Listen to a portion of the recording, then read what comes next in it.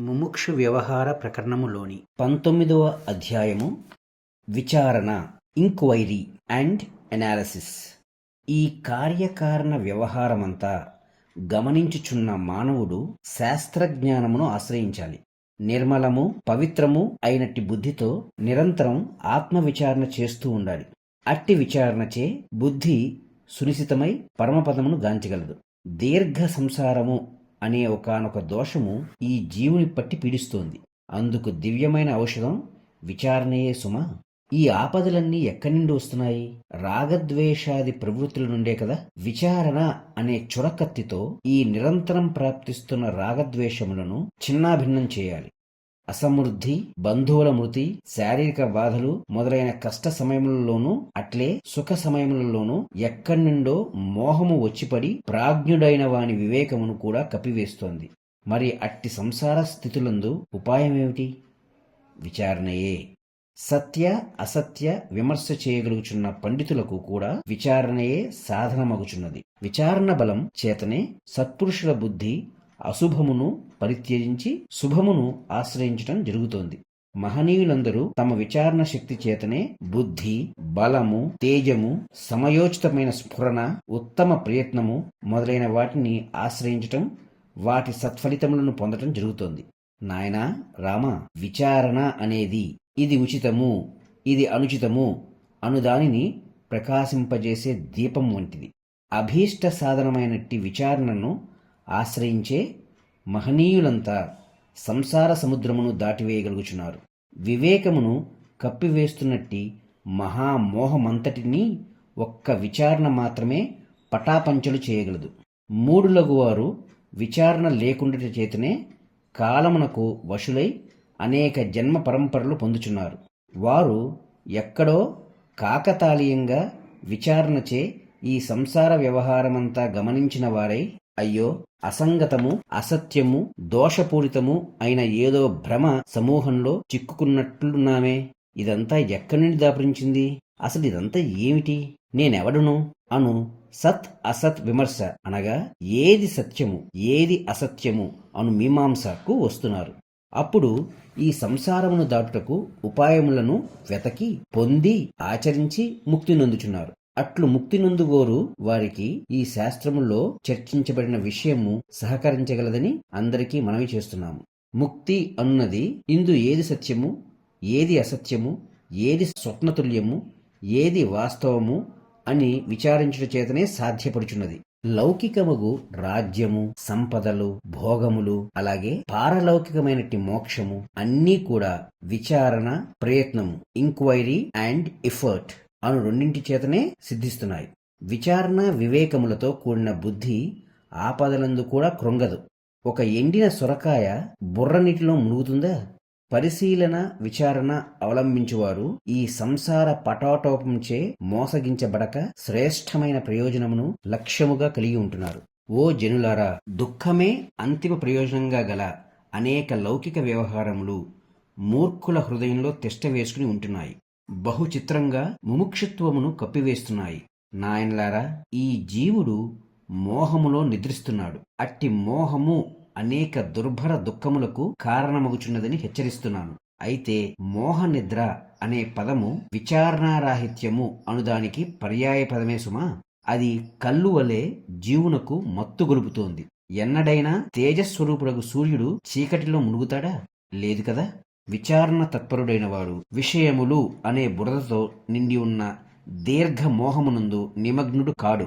నాయన్లారా, మరల మరల గుర్తు చేస్తున్నాను, జీవితము అను దానిలో అవిచారణ చేతనే మోహము అన్నది తాండవించటం జరుగుతోంది. విచారణచే వికసించిన మనస్సే శోభించుచున్నది. అయ్యో, మూఢబుద్ధులకు అనేకులు విచారణ లేకుండానే జీవితం గడిపివేస్తున్నారే. ఎదురుగా ఏ మాత్రం లేనట్టి దయ్యమును బాలుడు గాంచుచున్నట్లు విచారణహీనుడు స్వల్ప విషయముల చేత కూడా హింసించబడుచున్నాడు. అతడు ఆపదలను, దుఃఖములను తాను పొందుచూ ఇతరులకు కూడా పంచిపెడుతున్నాడు. మూర్ఖుడై ఆత్మవిచారణకు సంబంధించిన సమాచారమే దరిచేరనీయుటలేదు. ఇదంతా మాకేమి ఉపకరిస్తుంది? ఎవరో ఏదో చెబితే మేము బాగుపడతామా? ఎవ్వరూ మాకు చెప్పలేరు, మా గతి ఇంతే అని ఆత్మవిషేకమైన జ్ఞానాన్ని తిరస్కరిస్తూ మొండితనం వహిస్తున్నాడు. ఏది ఎట్లో అది అట్లే అవుగాక, మేమిట్లే ఉంటాం, దుఃఖములా రానిమ్ము, ఎవరేం చేస్తాం అని చెప్పుకుంటూ విచారణ చేయుటకు గాని వినుటకు గాని సిద్ధపడని వారికి ఎవరం ఏమి చెప్తాం? అట్టి వారిని దూరంగా త్యజించుటే మంచిది. దయ్యము అనుబడుదాన్ని అనుభవం చీకట్లో మాత్రమే ప్రాప్తిస్తుంది కదా. ఈ ప్రపంచంలో విచారణ లేకపోవట చేతనే ఇతరులను హింసించటం, మానసిక వ్యాధులు మొదలైనవి సంభవిస్తున్నాయి. మా ఉద్దేశంలో వివేకహీనుడు నిర్జన ప్రదేశంలోని చెట్టులాగా నిష్ప్రయోజకుడే. ఏ మనస్సు వాంఛాశూన్యమై విచారయుతమై ఉంటుందో అయ్యది పరమానందమే పొందగలుగుతుంది. అట్టి ఉత్తమమైన మనస్సు విచారణ లేని వారికి లభించుటలేదు. విచారణ కలిగిన వాని బుద్ధి మాత్రమే పరమార్థ బోధకు తగి ఉంటుంది. వివేకము అన్నది విచారణ యొక్క ఫలితమే కదా. విచారణ సామర్థ్యము కలవారు తాము ఉన్న చోట సర్వ భవ భయములను తొలగించుచు దశ దిశల శోభించుచున్నారు.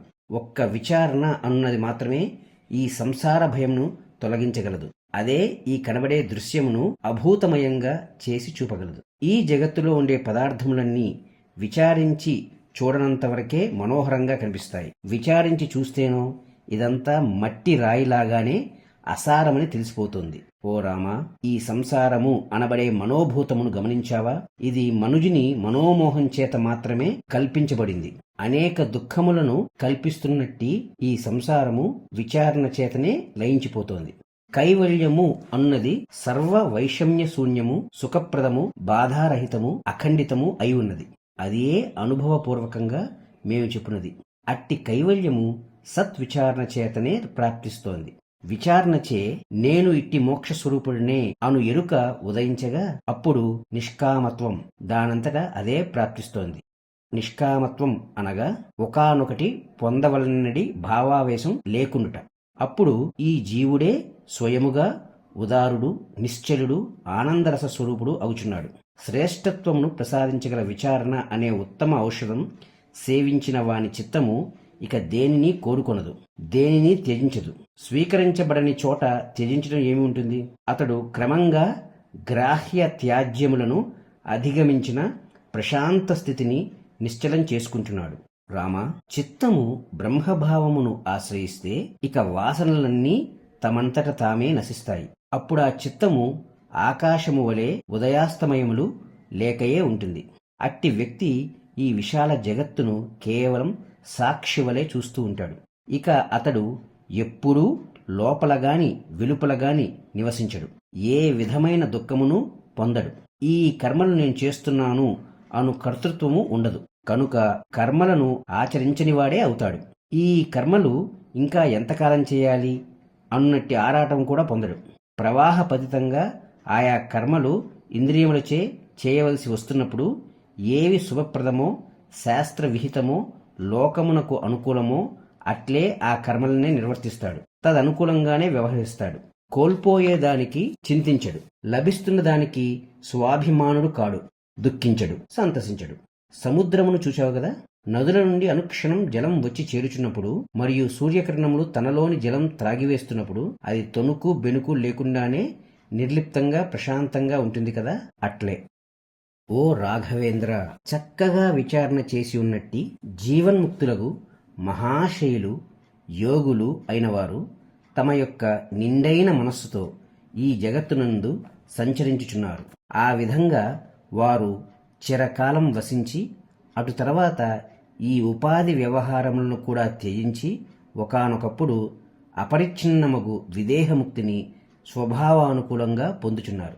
విచారణ అన్నది అత్యంత ముఖ్యమైనదని నేను చేతులెత్తి ప్రకటిస్తున్నాను. దృష్టాంతంగా ఒక చక్రవర్తిని తీసుకో. అతనికి కష్టకాలంలో ఏదైనా సందేహం వస్తే ఏం చేస్తాడు? ఇది సత్ఫలమైనదా లేక నిష్ఫలమైనదా అని మంత్రులతో కూడి యోచిస్తాడు. చీకట్లో దీపమే ఉపకరణమగుచున్నది కదా. అట్లే విచారణ వలననే మానవుడు ఇటు కర్మకాండలోనూ అటు జ్ఞానకాండలోని ధర్మ సూక్ష్మమును గ్రహిస్తున్నాడు. ఇది ధర్మం, ఇది అధర్మం, ఇది ఉచితం, ఇది అనుచితం అని లౌకిక విషయాలను నిర్ణయించుకుంటున్నాడు. ఇదంతా మనం చూస్తున్నదే కదా. అదే విధంగా విచారణ చేతనే బ్రహ్మతత్వము కూడా గాంచగలరు. విచారణ దృష్టి అన్నది ఈ భౌతిక దృష్టి వంటిది కాదు సుమా. అందుచేత చీకటిచే వినష్టం కావటం గాని లేక అమిత తేజస్సును చూచి చెదిరిపోవటం కాని జరుగదు. అట్టి విచారణ దృష్టికి ఎంతో దూరంగా ఉన్నవి భూత భవిష్యత్ వర్తమానములలో ప్రాప్తించేవి కూడా కనబడతాయి. మా దృష్టిలో వివేకరహితుడే నిజమైన గుడ్డివాడు. అతని స్థితి అతి శోచనీయం. వివేకము కలవాడే చివరికి అన్నిటిలోనూ అందరిలోనూ ఉత్తముడగుచున్నాడు, జయిస్తున్నాడు. ఈ ఆపదలు అను వాటిని ప్రక్కకు నెట్టి ముక్తుడు అవుచున్నాడు. ఓ రామా, వివేకము అనబడే మహత్తరమైన సుందర వస్తువు వలననే పరమాత్మ సులభ్యుడగుచున్నాడు. అందుచేత వివేకమును ఒక్క క్షణమైనా విడిచి ఉండరాదు. జ్ఞానులు వివేకవంతుని మాత్రమే కనికరించి ఆత్మవస్తువును బోధించుచున్నారు. వివేకమును ఆశ్రయించిన వారు మాటిమాటికి మోహము అనే గుంటలలో పడరు. విచారణ లేకపోవటమనేది ఆత్మఘాతుకం, ఆత్మద్రోహం కూడా. అట్టి మూర్ఖుడు జన్మ జన్మాంతరాలుగా అనుభవించే బాధల ముందు విష శస్త్ర ఘాతాలు కూడా ఎందుకు పనికిరావు. విచారణహీనుడు మనుజుడై పుట్టి లాభమేమున్నది చెప్పు. అంతకంటే బురదలో కప్పగానో మలములో కీటముగానో అంధకారంలో పాముగానో పుట్టడం మంచిది. పరిశీలనారాహిత్యమే సకల అనర్థముల నివాస భూమి. అందుచేతనే సాధు పురుషులు విచారణరహితులకు జనులను తిరస్కార భావంతో చూస్తారు. ఈ జీవుడికి ఎక్కడెక్కడి నుండో అనేక దుఃఖములు అనర్థములు వచ్చి పడుతున్నాయంటే దానికి మూల కారణం అవిచారణ మరియు దూరదృష్టి మాంద్యములేనని గుర్తు చేస్తున్నాను. రాగద్వేషములు అనే అంధకార కూపంలో అనగా చీకటి నుయ్యిలో చిక్కుకున్న జీవుడు నిరంతరం విచారణను ఆశ్రయించి ఉంటేనే ఎప్పటికైనా ఆ నుయ్యిలోంచి బయటపడగలడు. నేను ఎవడను? ఈ సంసార దోషమంతా నాకు ఎక్కడి నుండి వచ్చి పడింది? ఇటువంటి ప్రశ్నలకు జీవుడు మొట్టమొదట రావాలి. వాటి సమాధానము కొరకు సాధు పురుషులను, ఆత్మ విషయ ప్రతిపాదకములకు శాస్త్రములను, స్వబుద్ధిని ఆశ్రయించాలి. సునిశ్చితమైన బుద్ధిచే విజ్ఞానపూర్వకమైన పరిశీలనం చేయాలి. అట్టి పరిశీలననే విచారణ అని పిలుస్తున్నాం. విచారణహీనుని హృదయం రాయి కంటే మౌఢ్యమైనది, గుడ్డి కంటే గుడ్డిది. ఆ హృదయం మోహము వలన మరింత ఘనీభవించి నిరంతరం అనేక దుఃఖములను చేకూర్చుకుంటోంది. ఓ రామచంద్ర, ఈ భూమిపై అనంత సంఖ్యలో జీవులు పుట్టుచున్నారు, చస్తున్నారు. అయితే వారిలో కొందరు మాత్రమే సత్యమును గ్రహించుటకు, అసత్యమును పరిత్యజించుటకు ప్రయత్నిస్తున్నారు. అట్టివారు మాత్రమే వందనీయులగుచున్నారు. వారు తత్వమును పరిపూర్ణముగా ఎరుగుటకు గాను విచారణ అనుదాన్నే ఆశ్రయిస్తున్నారు. అందుకు వేరే ఉపాయమేదీ లేదు. విచారణ, తద్వారా తత్వజ్ఞానం, తద్వారా ఆత్మవిశ్రాంతి, తద్వారా మనశ్శాంతి, తద్వారా దుఃఖ వినాశనము లభిస్తాయి. కాబట్టి విచారణయే మనశ్శాంతిని, దుఃఖనాశనమును ప్రసాదించగలదనుటలో సందేహం ఏమాత్రం లేదు.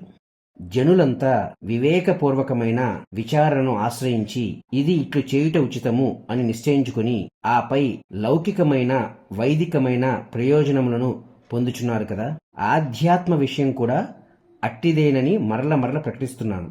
ఉత్తమ విచారణే లేకపోతే లోకంలో సత్కర్మలు ఉండవు. హింస, లోభము, జాతిద్వేషము, మాత్సర్యము మొదలైనవన్నీ అవిచారణ చేతనే ప్రబలుచున్నాయి. ఓ రాఘవ, అత్యంత శ్రమముతో కూడుకుని ఉన్నట్టి నీకు కూడా ఇప్పుడు విచారణ అన్నదే ప్రీతికరము అగుగాక.